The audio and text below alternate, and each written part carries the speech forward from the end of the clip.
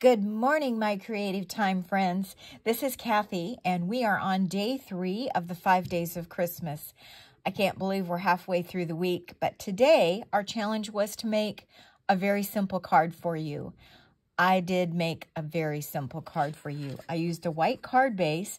I will admit I use white card bases almost all the time anyway. I had this beautiful, beautiful piece of paper in my scraps with this Christmas tree. I couldn't get it out of my head. I knew that Emma had a Christmas tree die.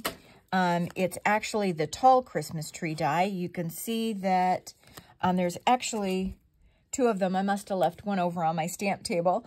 But there's 2 trees. This is the large one. I've got the smaller one on my project. And all I did was cut that out.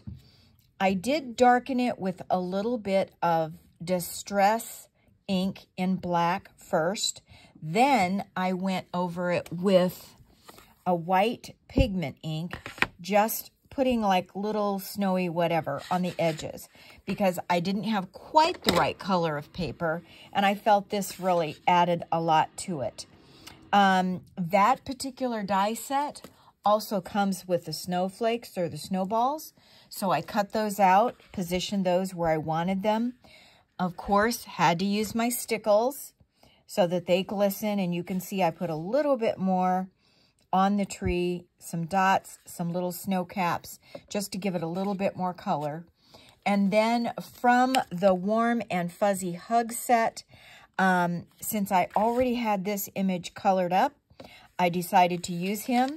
But if you don't have time to color, remember, if you've got the paper pad, you've got that image, and you can cut it out and create your card basically however you want it. What I love about that particular sentiment is that the image is already, or the sentiment is already there to you and yours. So that leaves the inside of the card open for you to write anything you want or stamp another Christmas greeting. I will admit that for the last couple of years, I've written more inside my Christmas cards because we were going through the little kerfluffle called COVID, and it seemed like I didn't get a chance to see people. We weren't out and about. They weren't out and about. So it was easy for me to write a little bit more in the card, and I've kind of enjoyed that. So I probably will do the very same thing again this year.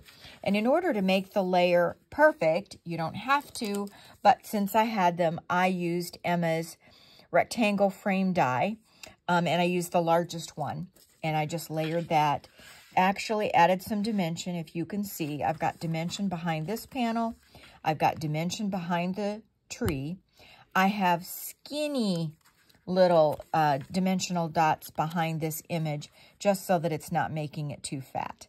I hope you enjoyed my card today. Can't wait to see what the rest of the team came up with. We'll see you tomorrow.